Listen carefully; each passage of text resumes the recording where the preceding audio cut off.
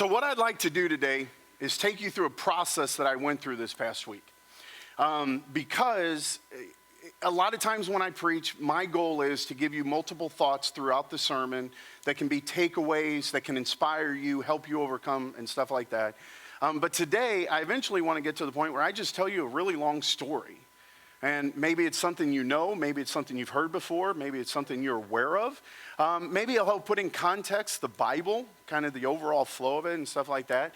But I'd like to tell you where I started, and here's where I started. I really wanted to do a sermon about money this morning. Okay, no amens. I figured that. Just anytime a pastor brings up money. But here's why. It's kind of been weighing on me. Do you know the number one subject that Jesus himself talked about?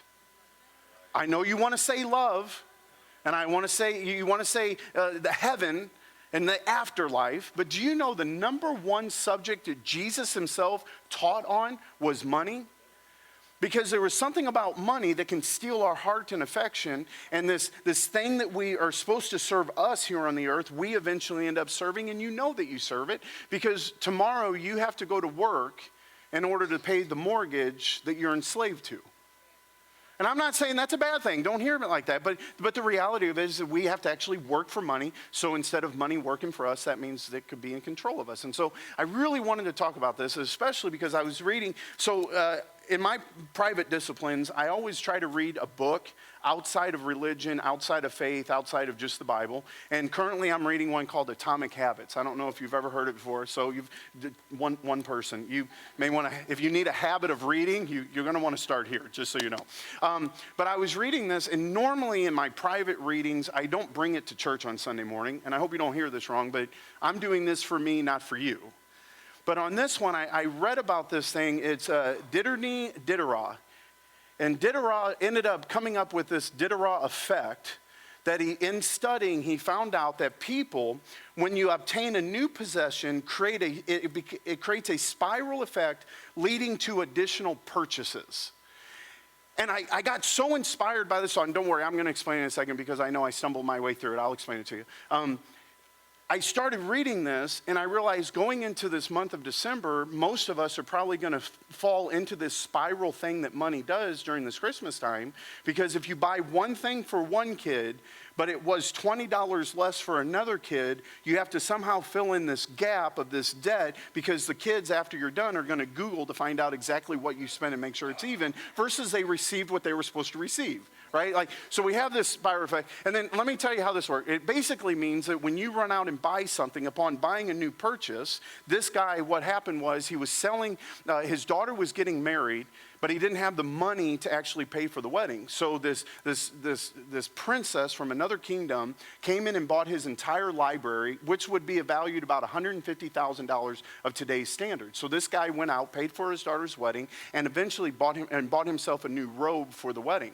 And after he got the new robe, he realized that it doesn't match what's in his house right now, so he ended up buying a rug and a mirror. And since he had this one nicer thing, it's like everything else had to come up to that certain level. And women, you're going to be mad at me, but don't worry, I'll pick on the men in a second. You're going on a beautiful date, and you go to buy a new dress, and all of a sudden you're content with your dress, or do you realize, now I have to buy a pair of, thank you finished it before I said it, right? Well, and if you have shoes, you may need some earrings, a necklace, and gotta get your digits done, So next thing you know, you buy one thing, and this Diderot effect ends up saying, listen, I need to bring everything else to match this. Men, you get a new laptop or you get a new computer, and you have to have screens to match. Okay, I know my audience. Let me try this one. You buy a new hunting stand.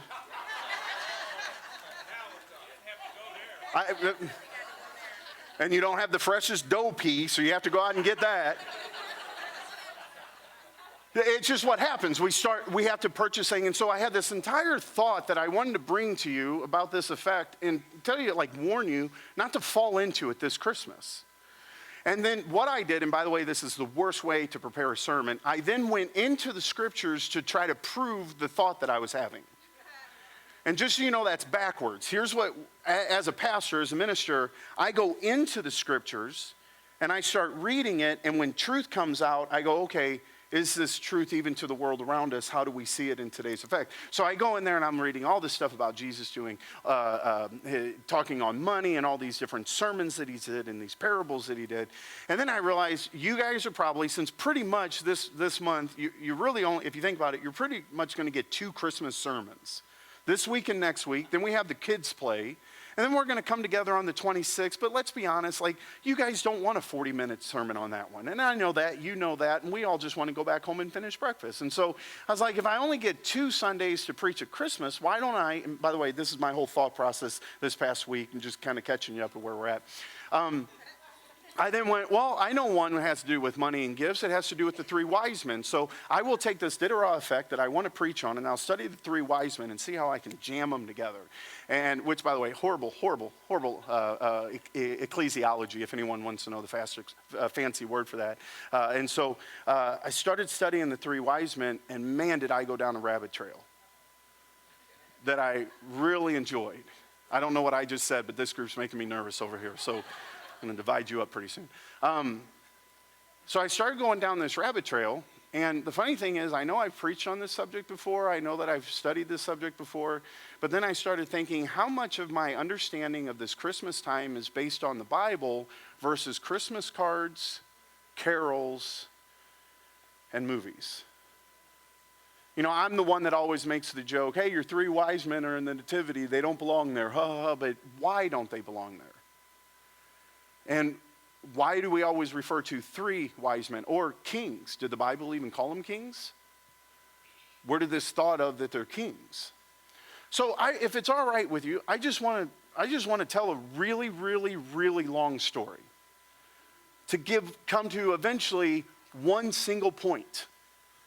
And so here's where this story starts. We're going to actually start thousands of years ago with the children of Israel. And you might know the Bible, and this is all review for you. If you don't know the Bible, this is an easy way. You just listen to this, because sometimes when you jump in, especially reading the Old Testament, you get lost in who's where doing what. And I'll let you know, this is a covenantal book, using covenantal language to a covenantal people. But the problem was the people weren't always covenantal towards God. And so God, at times, you would have how many remember a guy named King David? Yeah, you just went, oh my gosh, we really went way back. Yeah, don't worry, we're going to get to Matthew eventually. But you have a guy named King David, and the reason he was even King David, because 2 people before him, the children of Israel, started saying, we want a king. And God's saying, no, you have a king, it's me. And they're going, no, I'm looking at all these other pagan nations, these other nations that are in sin, that are falling apart, that are constantly fighting, and we want what they have. We want a person here on earth that we can look to. And this prophet named Samuel said to him, you really don't want this. They're going to enslave you. They'll take your best fields. They'll tax you. Imagine this. Thousands of years ago, God was warning about government overtaxing. That was a side note. Enjoy it. And so they're going to take your young men and put them in their armies and all this. And children of Israel were like, yeah, we want a king. We want a king. So they got King Saul and King David, and then eventually King Solomon. But then after Solomon had 2 sons, Jeroboam and Rehoboam, and they split the nation into 2. You had Israel and Judah. You had 10 tribes. You had 2 tribes. And I'll let you know, Israel from this point on, all the kings that they had, and by the way, the answer is none. Ready? I have a question for you. Of all the kings that Israel had, how many of them were good? Man, I knew you guys knew your Bible. You're amazing. You're fantastic. And so Israel eventually, just so you know, just gets wiped off the face of the earth. The foreign nations come in, they attack them, they eventually pull them into their nation, and so this nation of Israel just kind of gets eradicated off the earth. But then you had Judah, these 2 tribes that were up north still, and they were doing okay. They would have a good king, they would have a bad king, and then eventually they weren't doing really good at all, and so God would send in these guys named judges. I don't know if you've ever heard of them before. If not, there's a whole book, and here's your introduction to it. Children of Israel would go into some type of captivity, and God would allow the judges to come in and throw off their captors, and the Israelites would be free. And here's kind of why this was happening, because the children of Israel just weren't in covenantal relationship with their God. And so when they're bad, God let them live with the results of their bad decision. Which, if I can go ahead and take a side note now, God will let you act the fool. And when you act the fool and you have negative consequences come upon you because of it, don't blame God for the negative results of the actions you originally took. Because God will stand back, if I can say this is going way, but this is 6,000 years ago. God will stand back in the garden and go, are you really going to eat that tomato? Oh, I'm sorry. Some of you think it's an apple. It was a tomato, because the tomato's the worst fruit ever in the history of the world. God even cursed it red like hell itself. That's not Bible, that's me. And so God will let us drink, God will let us eat, God will let us talk. And then it's beautiful. The culture that God created, the economy, let me use that word. The economy that God created was actually economy of when something good happens, blessings come. That makes us want to do good more often. But when something bad occurs and curses come, ideally, like slapping a child's hand reaching for something hot, the pain makes us not want to do it anymore. This is how God's economy is all built. And so he would allow, if I can say this, for the children of Israel to get slapped around a little bit. And then he would free them and they'd come back, free them, come back. But they got to the point where they were so toxic, they were so bad, they were so far away from this covenantal understanding of God, God allowed this Babylonian empire around 600 BC, we'll just round the number up, around 600 BC to come in and start carrying the children of Israel off into Babylonian captivity. And when I say carrying them off, because it happened in 3 different waves. It had 3 different ways. And if you've ever heard a guy named Jeremiah, you've read his sentence on a greeting card before and used completely out of context. And children of Israel are getting carried off into captivity. And Jeremiah, and I know you've heard this before, he goes, the Lord knows what he has plans for you, plans to bless you and not curse you. So next time someone's graduating high school and you write that in their card, just know you're sending them off into captivity. Like that's the prophetic word that you're giving over to them. So I'm just here to ruin everyone's like theology today. So Jeremiah is like, listen, I know this is bad. I know this is horrible, but God has a plan for you. And by the way, God's plan did work. I'm going to jump forward in time and then come back here real quick. So God's plan, you had this children of Israel that kept, if I can say this, whoring themselves out to other nations.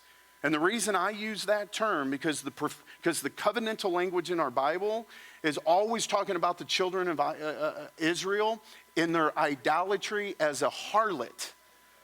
A harlot, you keep pouring yourself out to these other nations all around. And God was so interested in scrubbing this out of them, he sent them into such a toxic place that they said, we never want to be here again. And by the way, it worked so well that when you fast forward 600 years, you get this group called the Pharisees. So they went from being wicked to being overly good. Imagine that, mankind not getting it quite right. We over adjust where we were. And so now you have all the children of Israel, they're in captivity, and while they're in captivity, the Babylonians are trying to get the Israelites to think like they think, and so they're trying to get them to eat their food and study their books and understand that. But there was this one guy in there, and you maybe heard him before because he was in a lion's den. His name is, man, I love you guys. I knew you'd know that answer. There's a guy named Daniel, and we read about him in the book of Daniel. There you go. See, the Bible's not hard to understand. It literally labels it for us. So Daniel's in this Babylonian empire at this point, and the Babylonians are trying to indoctrinate them and scrub out this Jewish culture that's inside of them. But Daniel even got to a few points where he goes, listen, I just can't let you do this to me anymore. And I understand that you have these dietary stuff, but why don't you give me some vegetables? And after 21 days, and this is where if anyone's ever heard of the Daniel fast, welcome to it. Like, after 21 days, Daniel was actually better looking, stronger, brighter than all the people eating this pagan meat. And Daniel got so good. He got so wise. We actually see this in Daniel chapter 2. Yes, I'm about to use the Bible rather than just referencing the Bible. In Daniel chapter 2, verse 48, this is what we read. It said, then the king placed Daniel in a high position and lavished many gifts on him. He made him ruler over the entire province of Babylon and placed him in charge of all of its, say these 2 words with me. So Daniel, this Jewish boy, comes into the Babylonian empire, and almost like Joseph in the days of old, this foreign kingdom went, dude, you're so awesome. And by the way, he probably didn't say dude or awesome, but clearly it's American coming out on you. So like, you're so incredible. Your talents are so great that I can't just let you be a part of this slave. I'm actually going to put you in charge of all these things. So Daniel was like a Joseph in the days of old. Daniel was in charge of this foreign nation. And actually, not just for this one guy, there were 3 different rulers that transitioned during Daniel's 70 plus years in captivity, and all 3 of them kept him in place. And if you keep reading in the book of Daniel, in Daniel 5:11, you eventually see that there was like this craziness happening in the kingdom during this time. And one of the advisors says, by the way, there's a man in your kingdom who has the spirit of a holy God on him. Like, we serve all, by the way, we're polytheistic. We believe in all these different gods. But this guy has the spirit about this one God that, by the way, he's rolled out rugs and he prays 3 times a day. When he was thrown into a fiery furnace, some friends of his, they didn't get consumed. When he got thrown into a lion's den, he didn't get eaten up. And there's this guy who has this holy God in him. And in the time of your father, he was found to have insight and intelligence and wisdom, that of the gods, just like the gods. And your father, King Nebuchadnezzar, he appointed him to the chief of the magicians, enchanters, astrologers, and diviners. And another translation actually say the word Magi. Those that are able to do this like sorcery, those who have this insight. And so Daniel, this is where we kind of have to read into the scriptures just a little bit. But if Daniel's in charge of all of them, he's in charge of the nation. He's in charge of these astrologers looking up to the stars to see what the gods are up to. Do you think at any point Daniel said, let me tell you about the God who hung the stars? And by the way, they couldn't question him because everything he did was superior to them. And so as magicians, you're not saying, I don't believe in a one true God, because at this point, that concept was foreign to all of them. You're just trying to find the highest God on the biggest mountain so you can grab the most amount of power. Daniel kept showing them this God. And so Daniel, we end up finding out this God that he keeps telling them about. He eventually says this in Daniel chapter 7. You have to read this for yourself. He goes, guys, by the way, I just had a vision last night, and this empire that we're currently serving called Babylon, you should just know that it's going to come to an end, and the Medes and Persians, I'm going to name them by name, will eventually come in and overtake. And by the way, when the Medes and Persians did, they kept Daniel in place. That's how powerful he was. But that's not the last kingdom that comes in. There's going to be a Grecian kingdom that comes in after that. And then eventually a Roman kingdom that comes in after that. But when that Roman kingdom shows up in place, I should let you know now that there's going to be a king of kings born to this place. And all of these magi would have been sitting around going, oh my gosh, this is a prophecy for the days to come. This is something that still has to be untold. And then Daniel, in Daniel chapter 9, he sits them around and goes, listen, I had another vision, guys. And I had this vision of 77s. And this is a time period in which I'm talking about of these different nations that are going to be in power. But just so you know, there will be a coming of the end of the age, 77s. And I know a lot of people want to take Daniel and throw it in some distant time. But what Daniel's saying, there's going to come an end of this age of, if we would say it this way, old covenant, where we have to kill animals and go to a temple and need this priesthood. I'll give you a hint right now. You don't need me to find Jesus. I'm not your mediator. I can help communicate and translate, but if I'm the only way you ever find Jesus, I'll let you know you're dealing in an old covenant still. Get him yourself. Because it isn't my animal's blood that I sacrificed for you, it's his blood that he gave to you already. And so you don't have to come to a temple, you don't have to come to a priest, and you don't have to come to sacrificing animals. Daniel's saying, listen, after 77s, we're going to come to the time where there's this end of this age coming. And by the way, Peter, and I know I'm going real Bible nerdy on you right now. I hope this is okay. Peter and even Acts said this. This is that spoken by the prophet of Joel that Daniel was referencing. It's come to an end. We don't have to keep looking for a future king. He's here. He's here for us right now. And so Daniel would have been sitting around with all these magi telling him all about this. And then all of a sudden, Daniel dies. We don't hear anything. But we do find out about this nation, this Nabatean nation filled with magi. And by the way, this Nabatean nation, you might have seen this in movies, they were massively influential. When they would come into an area, they were so powerful that they would be able to set a king in place or remove a king from his place. And they didn't come in with conquering armies. They came in because of the astrology, because of the power, because of this almost supernatural strength that they carried. So kings were afraid of them. They actually had this their capital was Petra, the rock. And I'm going to just throw up a few pictures for you, because these pictures were there, where they set up these capitals were strategically placed. Go ahead and throw that next photo up there for me. They actually carved this out of solid rock in the mountains. This is just one picture. Here's kind of more of a landscape photo of it. They were positioned where they controlled the trade routes. And by the way, I know some people have different thoughts on who these people group were. The Nabateans is who I actually think makes the most sense. Because they created these trade routes that went from Yemen in the east, ports of Gaza, all the way to Egypt in the south, to Syria, to Asia Minor, and east to Persia. Now, right now, you just want to go, why did I give you that information? Just to show you I did my homework. That's the only reason I did this. But think about this. If you were to look at a map at all these places, this capital city that they had was found in the middle of it. And the reason they were amazing at these trade routes is because all the deserts that ran in between them, people physically couldn't move things from point A to point B. Except this group knew the secrets of the desert and all the underground water and where to find it. And would you like to know what their main trading item that they produced? Gold, frankincense, and myrrh. So you have these incredibly powerful people that we can trace all the way back to Daniel, where Daniel would say things like this: there's coming a day that the King of Kings will show up. And these astrologers at this time, and I know this is going to be crazy for some of us because we think we have to read the Bible to know God. We think you have to have a pastor to explain it. These astrologers were looking for the true God by looking at creation around them.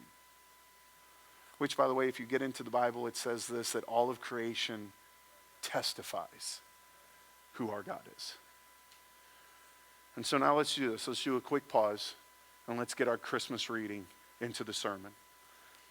Christmas reading comes in Matthew chapter 2, 600 years, nearly 600 years after Daniel sat in rooms full of the Magi. After Jesus was born, key word here.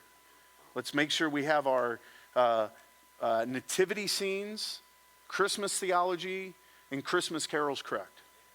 After Jesus was born in Bethlehem in Judea, during the time of King Herod, Magi traveled from the east, came to Jerusalem, and asked, "Where's the one who had been born King of the Jews? We saw his star when it rose and have come to worship him." When King Herod heard this, he was disturbed, and all of Jerusalem with him. Let's just pause there real quick. Why was Herod disturbed and all of Jerusalem with him? So Josephus was a first century theologian. By the way, he's not in the Bible. He's he's an historian that lived during that time period that just no one questions the authenticity of his word. So he was a historian. He actually documented in 6 BC, a group of Magi came to King Herod to deliver gifts, dignitary gifts. Why is this important? Because as people in charge of the trade routes, the one thing you want to make sure everyone's happy with is you. So whenever there was a new king set in place, a new king that was born into a kingdom, it was customary at that time to bring gifts to that king to say, we honor you, we recognize your place of authority, and by the way, stay happy with us, because we want to keep our trade routes going. So in 6 BC, we actually, because of Josephus, know that these Magi came and gave gifts to Herod. Now, Herod is on his throne. Someone comes in, rings his bell, and says, just so you know, the Magi are back. There's a chance he popped off his throne and went, they're bringing me more stuff.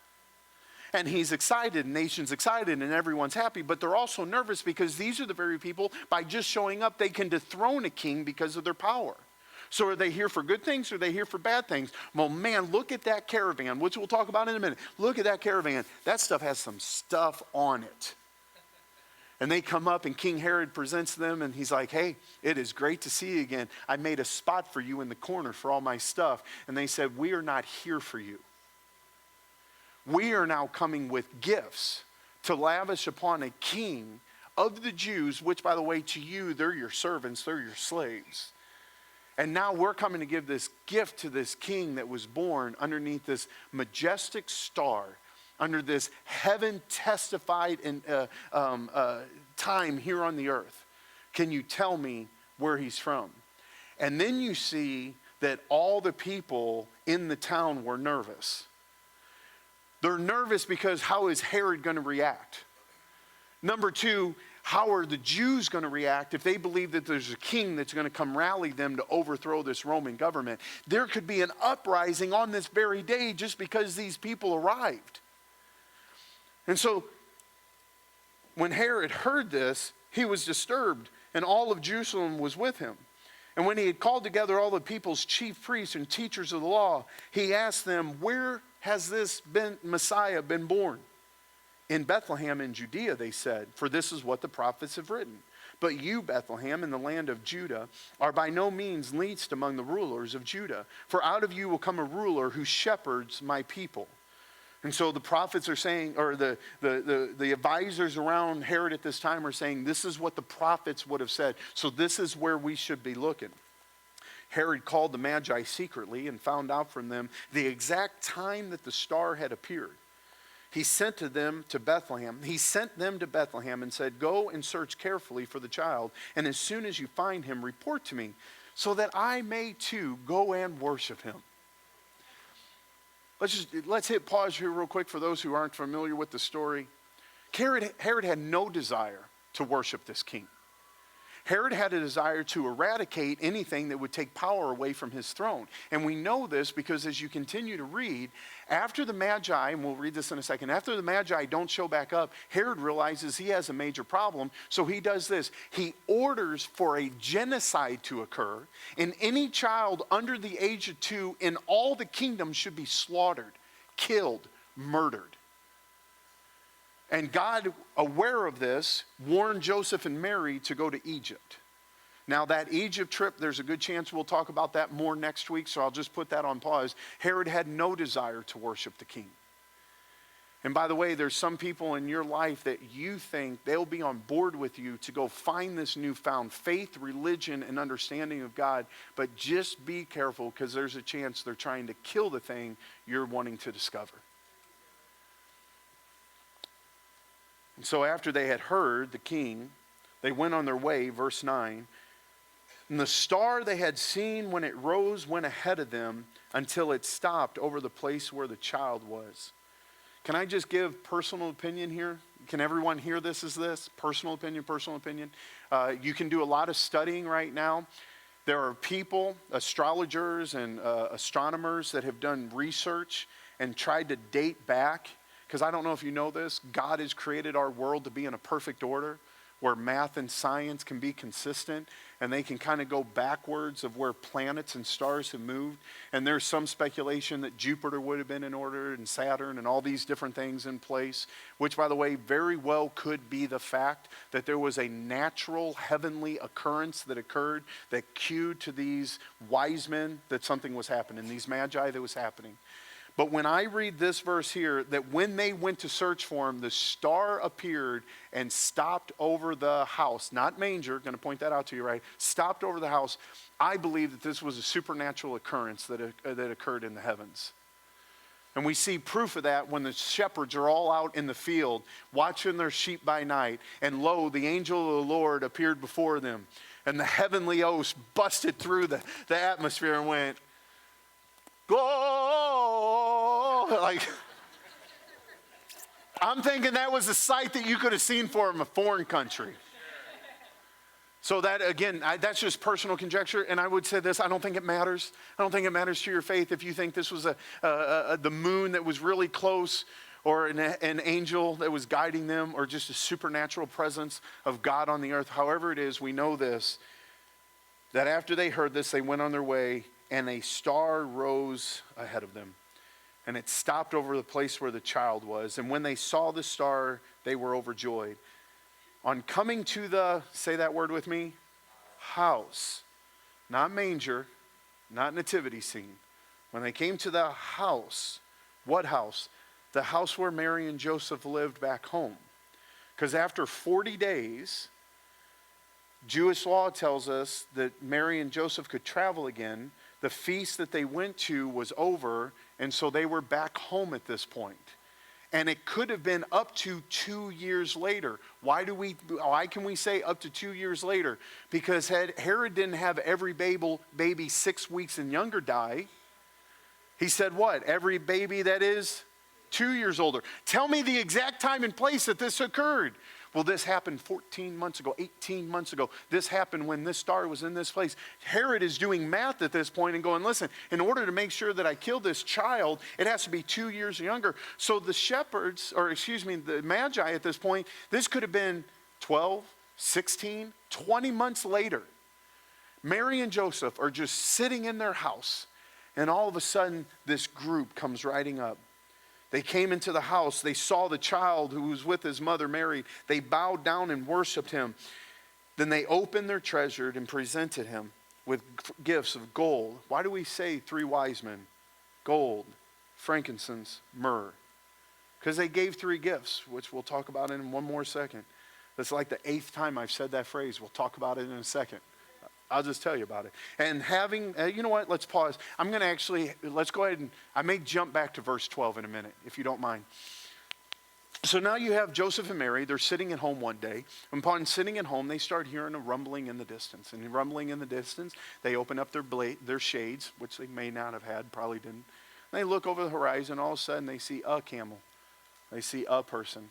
They see 2. They see 3. They see a mass of people come over this hill. Why do I say a mass of people? Because history at this time tells us that this group did not travel in groups of 3. They physically could not because of the sheer amount of gifts that they were carrying. At this time, history tells us that if a low-level king was born, one of the dignitary gifts that you would take to them is 110 kilograms of gold, valued at $5 million today. By the way, did you know Jesus traveled with a treasurer through his whole ministry? You wonder why? Because if they actually believe, because of a prophecy that Daniel told them, not because of the Torah, not because of prophets of Israel, not because of the priests that were in a temple nearby, but because of a prophecy that they held on to for 600 years, their faith in God was more powerful than the habits of the Jewish people during that time. You think they showed up with the minimal amount of gifts that you would bring to a king that was born at that time? Or do you think the minimum is where they started? So they brought gold, which you have to beat out of a rock in order to get. They brought frankincense, that you have to bruise a tree in order to get this substance out that is cherished among the priests. They brought this myrrh that the only way you create it is to get it crushed. And I heard T.D. Jakes say it this way. They brought broken gold for the broken king. They brought bruised frankincense to a Savior that would allow himself to be bruised. They brought crushed myrrh to a man that would allow his body to be crushed to die on a cross in order for us to be saved. These are prophetic gifts that they're bringing at this time because they brought gold to the king. They brought frankincense to our final high priest, and they brought myrrh to the man that would give himself for us. And by the way, history also tells us this, that this was the big gifts that they would have brought. And you know this, mom, dad, you've had babies before, and all of a sudden people start bringing you gifts, and they bring you little infant diapers, they start bringing you saucers, they start bringing you burping cloths. One person was mean, and they bought you diapers that were made out of cloths. You returned those and got the disposable. But they brought you the little rocker and little thing that eventually little Timmy would be able to walk behind. These people didn't do that. They brought gifts fit for a king. And the chances that they brought rugs, the chances they brought dishes, they completely filled out Joseph and Mary's house at this point to be fit for a king. So you have all these things that are happening right now, and Mary and Joseph in no way, shape, or form could possibly understand what is occurring at this place. But what God did, and by the way, if there was one kind of takeaway that I would love for you to hear today, it would be this. God was giving a gift to Jesus, not for where he was, but for where he was going. There's times in our life that we want God just to solve something, to fix something, to overcome something. But often, more times than not, God doesn't bring you the thing that you need for today, but he equips you with the thing that you're moving in tomorrow. You want him to all of a sudden, God, come in here and give me a new job because I need money. Give me. And he goes, wait a second. In order for you to have the job that you need, I need to give you an education that you haven't prepared yourself for. So he starts giving you the thing that you need for the life that he's calling you to. You know, rarely when my kids ask me a question about something that's happening, do I ever answer the question that they've just asked me. And usually, by the way, because of sports, it goes something like this. I hate my coach. I hate this player. I hate this team, right? And the first thing you have to do is, okay, let's take the word hate out. You know, Jesus, like, we can't hate anything ever. Like, okay, let's take that out. But then they want me to solve this problem because the coach called this play which wasn't right. Because a kid wasn't doing what he was supposed to and you're getting mad at him. And most of the times, rather than trying to mentor them in that moment, I start picking their head up and I say, listen, how do you work with someone that you don't get along with? That's the skill set you need long term. So how do you motivate someone who themselves are not self-motivated? How do you encourage? By climbing under or getting underneath versus climbing on top. I always try to coach them for the life lessons they need versus helping them just overcome the moment that they're in. And so often in our life, God does that very thing for us. We want him to rescue us from this moment, and he's saying this, get your head up. Get your head up. Because way before Abraham was ever holding a child, he had the hope of a child. Way before David was ever sitting on a throne, he was anointed to be king where no one could see. Way before Moses was the deliverer for the children of Israel, he was carrying the very staff that he needed, lost in a desert that he couldn't get out of. God gives us these things way before we're moved into the place. Nehemiah, before he ever put one brick in the wall, he had a piece of paper saying that he could. Way before Peter stood up on the day of Pentecost and said this is that spoken by the prophet Joel. I have such a revelation for it. He was standing in the courtyard going, nope, not my God. Nope, not my Savior. Nope, not my mentor. No, because he went through the process of rejection. When it came for full acceptance, he was able to do it because God didn't give him what he needed in the moment, but he prepared him for the place that he was sending him. So we have these Magi that have now come to this house to help everyone recognize what the God in heaven was saying to them. We three kings have traveled afar with a massive caravan. And we're giving gifts in order to honor the King of Kings that have actually showed up. And what is this King of Kings going to do? He's going to be bruised for our iniquity. He's going to be beaten for our sins. He's going to be broken for our salvation. They just prophetically were giving all these things to him. And let's go ahead and do this. Let's read verse 12 real quick. And having been warned in a dream not to go back to Herod, they returned to their country in another route. In order for us to understand what God has for us today, there's a chance. And when I say a chance, let's go with 100% guarantee. God's going to have you walk a different way than you've ever gone before. There's a chance, perhaps, maybe, possibly, that the road that you always traveled is going to be one that leads to a certain result. But because of the new revelation that you have in who Jesus Christ is in your life, your road is going to shift to walk a new way. And let me go ahead and throw this out in a discipleship way. And I know we have January 5th coming up where we're going to share some vision with you. But let me go ahead and give you a little teaser right now. If your life, day to day, looks the exact same as it did the day before you got saved, there's major shifting that still needs to occur. Christianity is not something that you come to on Sunday morning to get recharged so you have enough energy, you have enough strength, you have enough hope, you have enough power to be able to make it to the next Sunday. No. We're not just the recharge for your Tesla. Okay? We're not the water that you need just to get through. We're everlasting water that you can drink of at any time. And so our life as followers of Jesus Christ need to look at a way that when you wake up in the morning, you say this: God, what do you have for me today? Not that I need a pastor to say, not that my NAV group needs to challenge me with, not that my sobriety group needs to challenge me with, not that my online coach needs to coach me about, but God, what do you have for me this day in order for me to take a new route that doesn't bring death, but it brings life? It brings life, and the reason it brings life is because I've sat with the King. And when I sit with the King, I don't come saying, Jesus, what do you have for me? I came with gifts. I came with myself. I came with my life. I came with my energy. I came with my passions, and I laid them down and worship before him. Could you imagine these massive, powerfully rich men come and they drop to their knees in front of the baby? We go, boy, that would look weird. It only looks weird unless you yourself as a worshiper on a regular basis drops your knee before the King. And then you would say, that makes complete sense.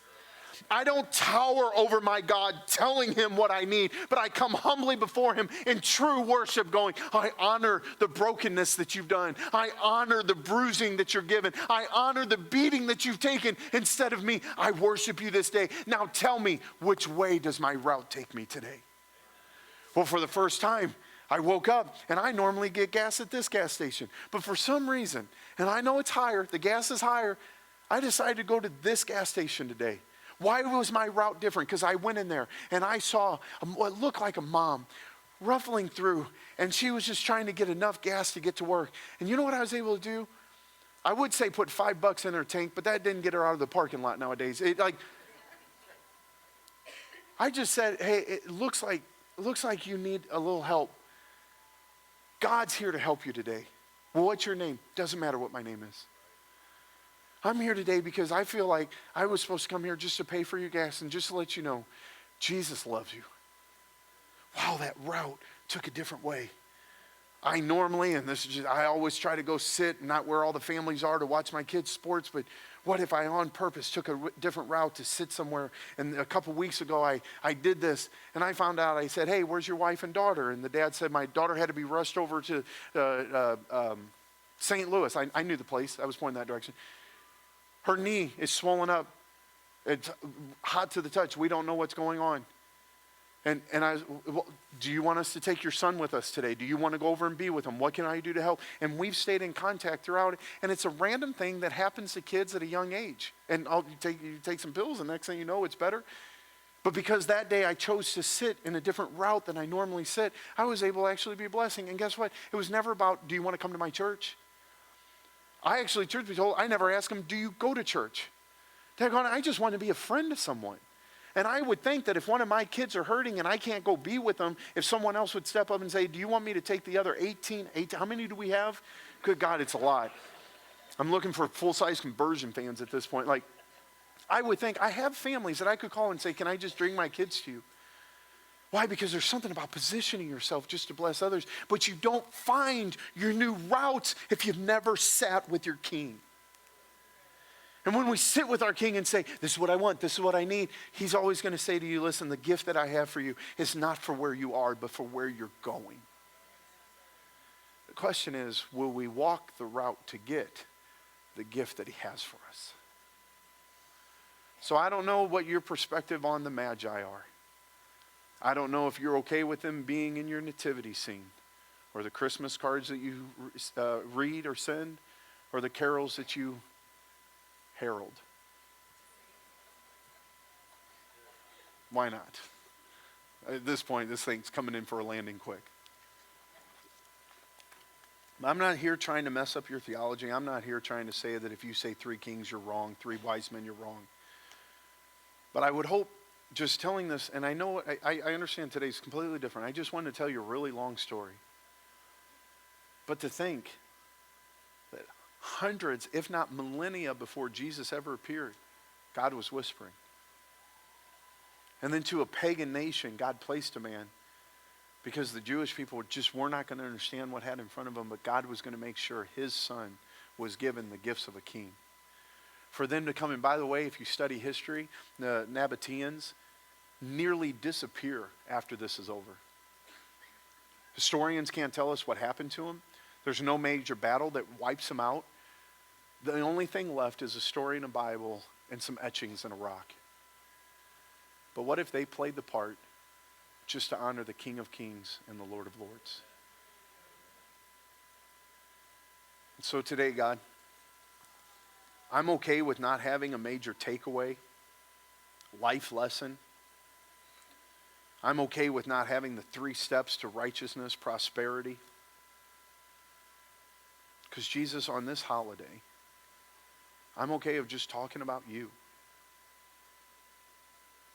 I'm aware that you most likely were born in the springtime and not December 25th, but I honor our forefathers that hundreds, actually more than that, thousands of years ago, they recognized that the virgin birth was being lost in the story, and they knew that this was a pivotal piece to actually confirm who you are.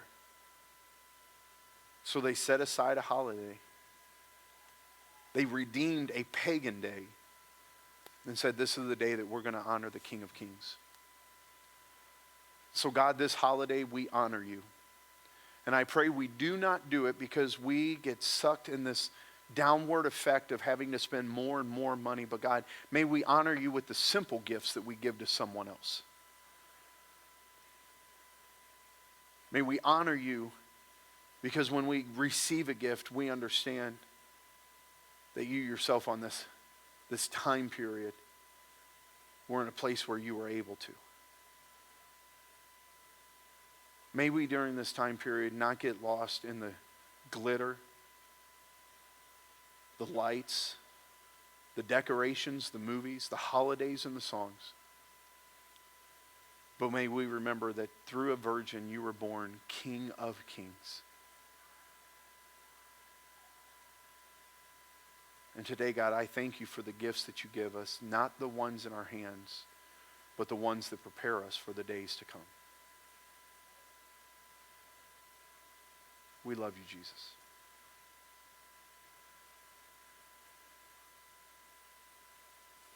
If you agree with that, say amen. Amen.